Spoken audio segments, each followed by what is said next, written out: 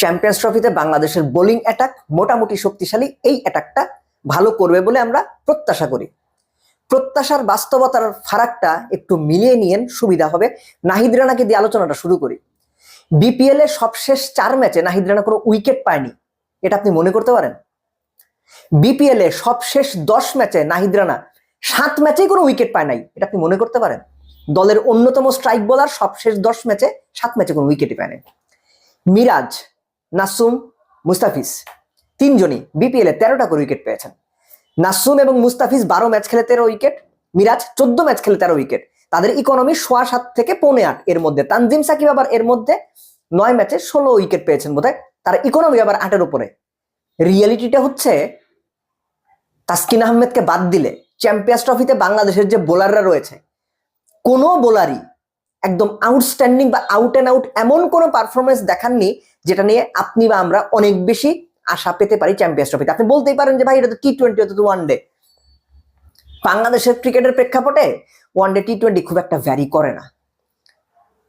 এই যে বোলাররা পারফর্ম করেছেন, আপনি নাহিদ রানাকে দিয়ে চিন্তা করেন বিপিএল শুরুর আগে তার কি অবস্থা ছিল, কি হাইপ তৈরি হয়েছিল, এবং বিপিএল শেষে আমি হিসাব করছি নাহিদ রানা সবশেষ 4 ম্যাচে কোনো উইকেট পায় নাই। বিপিএল এর সবশেষ 10 ম্যাচের 7টাতে নাহিদ রানা কোনো উইকেট পায় নাই। তিনি বাংলাদেশের অন্যতম স্ট্রাইক বোলার। মুস্তাফিজ বাংলাদেশের, অনেকেই মনে করেন বাংলাদেশের সেরা লেফট আর্মার সিমার। সেই মুস্তাফিজ 12 ম্যাচে 13 উইকেট পেয়েছেন। দেশের সেরা বোলার যদি 12 ম্যাচে 13 উইকেট পায়, তারা দিয়ে আপনি কি করবেন? সে যদি স্ট্রাইক বোলারই না হয়, তারা দিয়ে আপনি করবেনটা কি?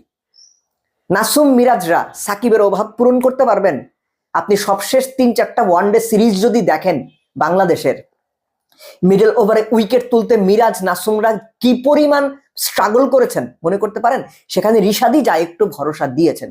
সো আমরা যারা মনে করছি যে বাংলাদেশের বোলিং লাইন আপটা, ব্যাটিং লাইন আপটা তো আসলে খুব একটা ভালো না, বোলিং লাইন আপটা দারুণ, সেই করে লাভ নাই। বাংলাদেশের বোলিং লাইন আপটাও আইডিয়ালি এই মুহূর্তে খুব একটা ভালো শেপে নাই। এই কথা এখন আপনার পছন্দ হবে না, অ্যাবসলিউটলি পছন্দ হবে না, কিন্তু চ্যাম্পিয়ন্স ট্রফি শুরু হোক তখন বুঝবেন। আপনি এই বোলিং লাইন আপ থেকে তাসকিনকে সরিয়ে দেন, এই বোলিং লাইন আপে এখন এই মুহূর্তে আপনি স্ট্রাইক বোলার খুঁজে পাবেন না যিনি আপনাকে নিয়মিত বিরতিতে নতুন বলে উইকেট তুলে দেবে। এটা অনেক বড় প্রবলেম বাংলাদেশ টিমের জন্য। আমরা অনেকেই মনে করছি যে বাংলাদেশের এই বোলিং লাইন আপটা নিয়ে প্রতিপক্ষকে একদম ধসিয়ে দেওয়া যাবে। ধসিয়ে দেওয়ার সামর্থ্য এদের আছে।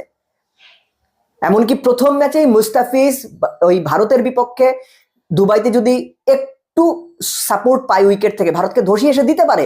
কিন্তু রিসেন্ট ট্র্যাক রেকর্ড তাসকিন বাদ দিলে বাদ বাকি কারো ট্র্যাক রেকর্ডই অন্তত এই বিপিএল দিয়ে যদি আমরা মেজারমেন্ট করি একদমই ভালো না, বা আপ টু দা মার্ক না। সো এটা কনসার্নের জায়গা। আমরা যতই মুখে মুখে বলি আরে ভাই আমাদের মুস্তাফিজ আছে, তানজিম সাকিব আছে, নতুন বলে 140-এ বল করে, নাহিদ রানা কন্টিনিউয়াস 100-150-তে বল করে, লাভ নাই। জায়গা মতো গিয়ে করতে হবে ভাই। তারা জায়গা মতো করেছেন, পারফর্ম করেছেন, কিন্তু রিসেন্ট পারফরমেন্সের কথা যদি আমরা বলি, রিসেন্ট শুধুমাত্র তারা বিপিএলটাই খেলেছেন।